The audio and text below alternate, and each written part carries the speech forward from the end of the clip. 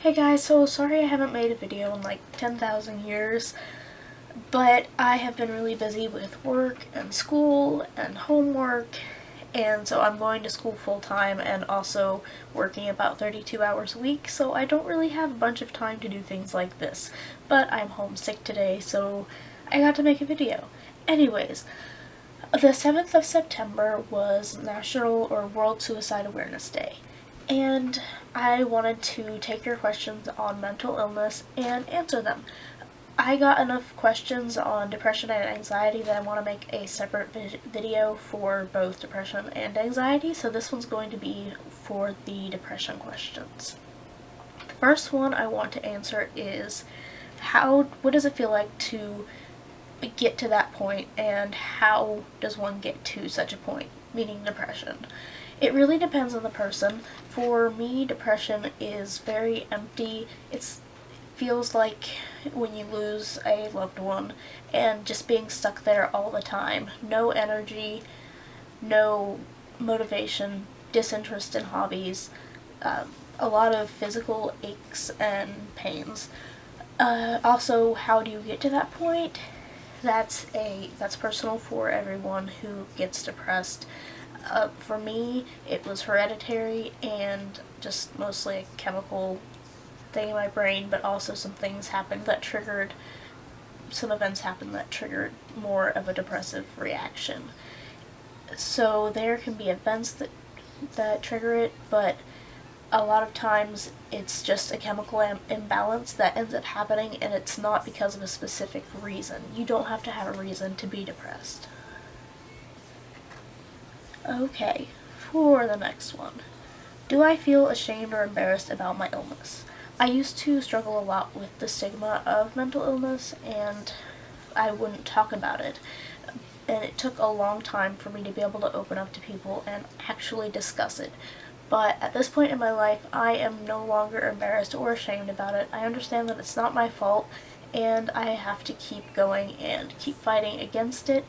And there used to be a bunch of stigma around cancer, that it was the people with cancer would be blamed for it.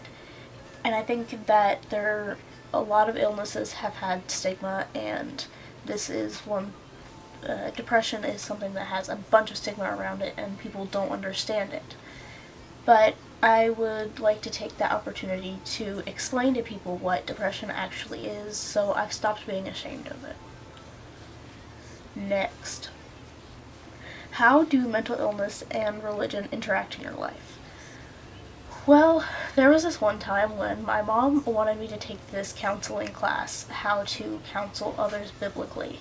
And in this class, they basically said that all mental illness was caused by sin. Now, I went on to find out that I was diabetic, which was causing my mood swings and suicidal thoughts, and then I got the proper medication for my depression, which has made me a whole lot better. But growing up in church, a lot of people believed that it was caused by sin, and that made me think that I was wrong all the time, and I felt a lot of guilt. Now, I think that some depression can be caused by sin and not being right with God, but I think that that's a personal thing that you can figure out for yourself and fix it. But I think most mental illness is organic, and I don't think that it has a lot to do with your spiritual standing, because Christianity isn't really about feelings. I think that there are people in the Bible that suffered from mental illnesses, such as David. The way his songs would go from really depressed to really happy, it showed signs of bipolar. Next. Oh, I forgot to answer the second question in that first question. What is there that you can say or do that will help them through their depression? Help somebody through their depression. Sorry, I read that oddly. There isn't really much that you can do to fix it, But the really important thing is to listen to that person. It can be really repetitive to listen to somebody who has depression. I know from experience, I know I say the same things again and again to people because I feel the same way all the time, but it's still important to have patience and listen. And they're going through something that a lot of people can't imagine, and they're going to need you to be there for them. Let them know that they are loved. Remind them that there is hope, and just be there for them. Things to say when you know someone is cutting. Now, this is a really, really sensitive subject. So I think that I'm going to actually make a completely different video about this one as well, because it's a really, really, really in-depth topic. But it's a very good question, and I am going to cover it. Do you think you can be depressed without having depression? No, no, no, no, no. This is a big misunderstanding that people have. Depression is not a feeling or an emotion, it is an illness. You can be sad without being depressed, but people use the word depressed out of, they're using it wrongly. What my therapist told me is the difference between being sad and depressed is you can feel sad or down up to 2 weeks and it just be sadness. At over 2 weeks, it's probably depression. Depression is an actual sickness and illness that needs to be diagnosed, and it's not an adjective to describe how you're feeling. Unless you actually have depression, and then you can use that as kind of a blanket term of, I'm feeling depressed today, which if somebody knows you well enough, they'll understand that that's how that applies. Let me see. Are there any more things? Okay, so I kind of covered this earlier, what to do on a day-to-day basis for somebody who has depression. We need constant support, and to make sure that they're taking care of themselves, make sure they're eating, and taking care of their physical needs. Just don't leave them. Make sure they know that you care about them. So a really good question that I was asked is emotional abuse, or how people can use mental illness and inflict abuse or use it as an excuse to behave a certain way. Now, a lot of things that people do when they're depressed they can be excused because of illness. Like, a few times I've had to leave work because I was crying so hard, and it wasn't controllable.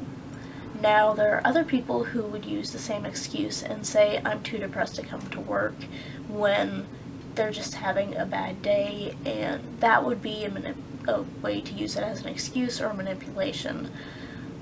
It's really hard to tell the difference, though. A lot of people can use it as an excuse to not do things, or, like, say, if you leave me, if they're in a toxic relationship, somebody can say, if you leave me, I'm going to kill myself, or using that to not let somebody leave a toxic relationship. And that's a really big sign that the relationship is toxic. Now, if you're in this situation, I want you to know that anything that person does is not your fault.